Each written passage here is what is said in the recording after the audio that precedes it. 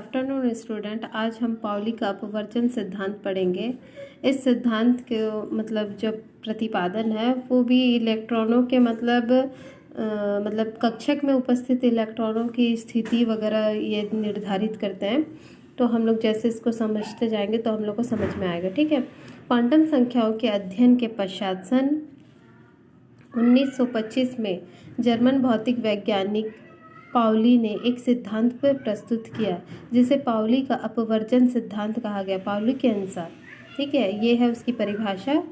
तो आप लोग क्या करोगे, जैसे कि हेडिंग डालोगे उसके बाद परिभाषा को आप लोग नोट कर लेना। पहले इसमें मतलब ये थोड़ी डिटेल्स देना, उसके बाद परिभाषा लिख लेना। ठीक है। तो इसके अनुसार किसी परमाणु के किन्हीं दो इलेक्ट्रॉनों के मतलब कोई परमाणु के किन्हीं दो इलेक्ट्रॉनों के चारों क्वांटम संख्याएं समान नहीं होती। यदि जैसे कि क्वांटम संख्या अपन देखें n, l, m, ठीक है, समान हो तो इन दो इलेक्ट्रॉनों के चक्रण क्वांटम संख्याएं भिन्न भिन्न होगी। इसे पाउली का अपवर्जन नियम कहते हैं। इस चक्रण युग्म को सिद्धांत को स्पिन युग्मन भी कहते हैं। ठीक है। ये तो बस थ्योरी टाइप का था, तो इतना ज़्यादा मैटर समझ में नहीं आया होगा। ठीक है। एक्चुअल में इसके बारे में बताती हूँ। ठीक है। परिभाषा जो है उसको तो आप लोग नोट कर लेंगे, याद भी कर लेंगे। पहले हम लोग एग्जाम्पल समझ लेते हैं तो आपको परिभाषा ऐसे समझ में आएगा। ठीक है। देखो, कोई भी कक्षक है, ठीक है, सपोज हम लोग ले लेते हैं 2p2। ठीक है। जैसे कि यहाँ पे आप लोग देख पा रहे होंगे 2p2 अगर हम लोग ले लेते हैं, ठीक है, और 2p2 का हम लोग उसको कैसे करके लिखेंगे। p कक्षक कैसा होता है, 3 बॉक्स रहते हैं ना p कक्षक में, तो ऐसे करके बना लेंगे। ठीक है। तो इस बॉक्स में जैसे कि 3 बॉक्स है तो उसमें ऊपर में स्क्वायर करके दिया है, तो कितने इलेक्ट्रॉन है, मतलब 2 इलेक्ट्रॉन है।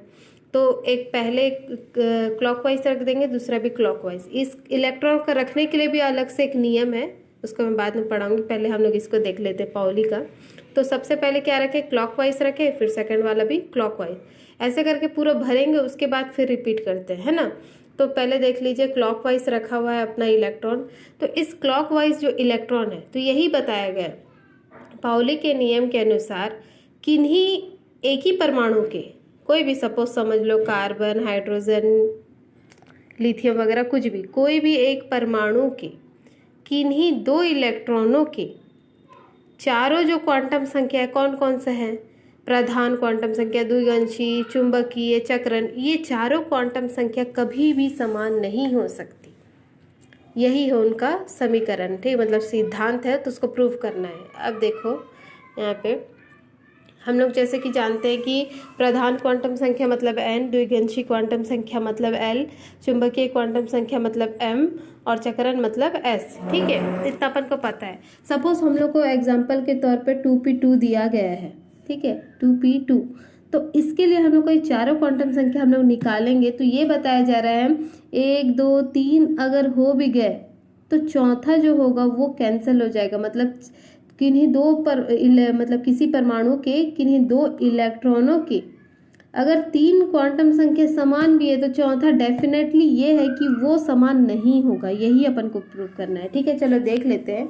तो जो ये p कक्षक का जो पहला इलेक्ट्रॉन है उसके लिए अपन देख लेते हैं। ठीक है, p कक्षक का पहला इलेक्ट्रॉन चूंकि अपन यहाँ से देख रहे हैं 2p2 का जो 2 है, इससे अपन को पता चला कि प्रधान क्वांटम संख्या कितना है, 2 है। पहले पता है अपन को, कोई भी कक्षक के सामने में जो नंबर लिखे रहता है वही उसका क्या है, प्रधान क्वांटम संख्या। तो इलेक्ट्रॉन इस पार के लिए लेफ्ट वाला जो इलेक्ट्रॉन दिख रहा है सिंगल वाला, उसके लिए मैं रीडिंग यहाँ पे लिख रही हूँ, और जो सेकंड इलेक्ट्रॉन है उसके लिए रीडिंग मैं यहाँ पे लिख रही हूँ। ठीक है। तो जो स्टार्टिंग में जो 2 दिख रहा है ये क्या है, प्रधान क्वांटम संख्या है, वो दोनों इलेक्ट्रॉन के लिए काम आएगा, इसके लिए भी इसके लिए भी। तो हम लोग पहला पॉइंट लिख लेते हैं, प्रधान क्वांटम संख्या, दोनों में 2-2 आंसर है। दूसरा क्या है, द्विअंशी क्वांटम संख्या। द्विअंशी क्वांटम संख्या मतलब किसको अपन रिप्रेजेंट करेंगे, द्विअंशी मतलब L बराबर क्या है, चूंकि यहाँ पे P है मतलब L बराबर कितना होगा, 1 होगा, है ना। सॉरी यहाँ पे गलत लिख दी हूँ मैं, एक सेकेंड। हाँ, यहाँ पे 1 कर लेना, मैं S सोच के 0 लिख दी हूँ, लेकिन यहाँ पे 1 आएगा। ठीक है, L बराबर क्या आ जाएगा, 1 आ जाएगा। नोट कर लेना उसको ध्यान से, क्योंकि ये पी कक्षक है ना। पी कक्षक है तो हम लोग जानते हैं एल बराबर कितना होगा, 1 हो जाएगा। तो एल बराबर यहाँ पे भी 1, यहाँ पे भी 1 लिख दिए, ठीक है। अब दो क्वांटम संख्या मैच कर गई, ठीक है। तीसरा क्वांटम संख्या देखो आप लोग, तीसरा क्वांटम संख्या यहाँ पे 2p2, ठीक है। तीसरा क्वांटम संख्या m है। m क्या बताता है, बीच वाला मैं बताई थी कि p कक्षक कैसे रहता है, 3 रहता है, तो फिर बीच वाला 0, फिर यहाँ पे साइड में +1, यहाँ पे -1, यहीं पे d रहेगा तो सेंटर पॉइंट पे 0, फिर राइट साइड पे +1 +2, लेफ्ट साइड पे -1 -2, ऐसा रहता है ना। तो ये पी कक्षक है, मतलब 3 बॉक्स वाला है, तो सेंटर पॉइंट पे क्या होगा, 0 होगा, इस साइड पे लेफ्ट में -1, इस साइड पे +1, ठीक है। तो हम लोग ये देख लेते हैं जो हम लोग का स्ट्रक्चर है वो कैसे है। वहां पे देख सकते हो कि पहला वाला जो है 2 इलेक्ट्रॉन भरे हुए हैं, है ना। तो एक क्लॉकवाइज है, सेकंड भी क्लॉक, तो बीच में अगर सेंटर दे देंगे यहाँ पे +1, यहाँ पे -1, तो क्या क्या होगा, इसका m क्या होगा, चुंबकीय क्वांटम संख्या इस जगह के लिए, चूंकि ये क्या है, ये इलेक्ट्रॉन कहाँ पे फंसा हुआ है, -1 में, तो m बराबर कितना होगा, -1, मतलब कि चुंबकीय जो क्वांटम संख्या है इस इलेक्ट्रॉन के लिए क्या हो जाएगी, -1, और इस इलेक्ट्रॉन के लिए क्या हो जाएगी, 0 हो जाएगी। क्यों, क्योंकि सेकंड जो इलेक्ट्रॉन किस में है, किस पोजीशन पे, सेंटर में, और सेंटर में क्या रहता है, 0 रहता है ना, मतलब चुंबकीय क्वांटम संख्या जो होता है सेंटर में 0 है, तो इस जगह पे क्या हो जाएगा, 0 आ जाएगा आंसर, ठीक है। और यहीं पे चक्रण क्वांटम संख्या देखेंगे तो मतलब ये समझो कि इसका ये सेम हुआ, इसका भी फर्स्ट सेम, इसका सेकंड सेम हुआ, यहाँ पे 1 लिख लेना, ठीक है, ध्यान से देना। L बराबर 1 आएगा, 0 लिख दी हूँ मैं गलती से, तो L बराबर 1 है, नोट कर लेना, ठीक है। अब देखिए जो M है वो क्या हो रहा है, वो रॉन्ग आ रहा है, एक का -1 आ रहा है और दूसरे का क्या हो रहा है, 0 हो रहा है, तो थर्ड वाला पॉइंट इनके लिए गलत हो रहा है, दोनों इलेक्ट्रॉनों के लिए। फोर्थ पॉइंट देखो, दोनों ही क्या है, क्लॉकवाइज है।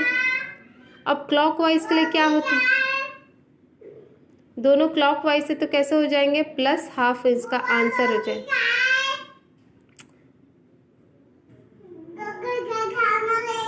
हाँ हेलो, सॉरी, हाँ। तो फिर ये जो फोर्थ क्वांटम जो संख्या है ये क्या है, एस चक्रण क्वांटम संख्या, ठीक है। अब इसमें देखो दोनों ही कैसे हैं, क्लॉकवाइज है, और मैंने पहले भी बता दिया था जब अगर क्लॉकवाइज इलेक्ट्रॉन होंगे तो उसका आंसर चक्रण क्वांटम संख्या में क्या होगा, +½ होगा, और यहीं पे एंटी क्लॉक होता तो क्या हो जाता है इसका आंसर, -½ तो फिलहाल यहाँ पे कैसे सब लोग क्या हुए हैं, क्लॉकवाइज है, तो फोर्थ वाला भी जो पॉइंट है वो क्या है, दोनों में पॉजिटिव ½ आया है, मतलब +½ आया है, तो ये जो तीनों मैच कर जा रहे हैं, लेकिन ये जो थर्ड वाला पॉइंट है वो मैच नहीं कर रहा है। तो ये थ्योरी सही है, मतलब सिद्धांत सही है, मतलब सिद्धांत को ये फॉलो कर रहा है। कहने का यही मतलब था पॉली का, कि अगर कोई किन्हीं परमाणु के, किसी परमाणु के 2 इलेक्ट्रॉन के चारों क्वांटम संख्या समान नहीं हो सकती, अगर वो कि मतलब प्रधान क्वांटम संख्या, द्विगंशी क्वांटम संख्या और चक्रण क्वांटम समान भी हो जाए, तो उसका चुंबकीय क्वांटम संख्या क्या होगा, डिफरेंट हो जाएगा।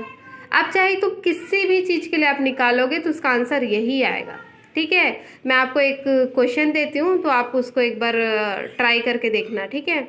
मतलब किसी के लिए भी आप निकालोगे ना तो उनके 2 इलेक्ट्रॉन, चाहे आप देखो, और एक बता देती हूँ, जैसे कि आपका मतलब किसी एस कक्षक में अगर एक क्लॉकवाइज इलेक्ट्रॉन है, एंटी क्लॉक है, ठीक है, तो इसके लिए भी, इन दोनों इलेक्ट्रॉनों के लिए भी चारों क्वांटम संख्या समान नहीं हो सकती, ये प्रूफ है।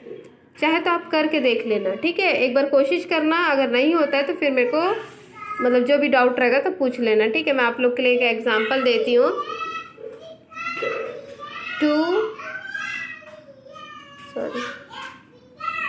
2s2 के लिए निकालना, ठीक है। तो 2s2 कैसे दिखेगा, यहाँ पे एक बॉक्स रहेगा, यहाँ पे नीचे में 2s लिख देना, और इसके जो 2 इलेक्ट्रॉन है उसको क्लॉकवाइज, एक एंटी क्लॉक करके। अब इन्हीं 2 इलेक्ट्रॉनों के लिए आप चारों क्वांटम संख्या निकाल के देखना, और ये देखना कि चारों क्वांटम संख्या इन लोगों के लिए बराबर हो रहे हैं कि नहीं, ठीक है। नेक्स्ट मैं बताऊंगी हुंड का नियम।